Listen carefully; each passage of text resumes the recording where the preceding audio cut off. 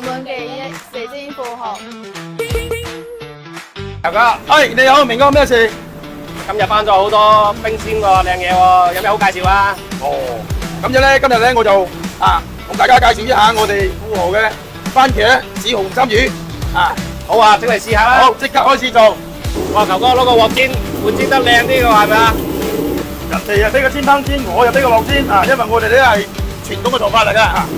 而家咧煎得差唔多啦，講個出嚟先。在1974年，第一次在东南亚打自由搏击就得了冠军。1980年，打赢了日本重炮手雷龙，接着连续3年打败所有日本空手道高手，赢得全日本自由搏击冠军，绰号“魔鬼金龙”。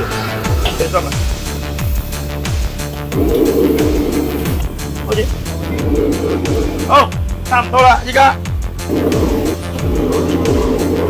差唔多啦，都係公告證啊！哇，幾靚係嘛？係色香味俱全喎，球哥。好，歡迎咧大家嚟我哋富豪海鮮酒家，品嚐我哋嘅深海紅參魚。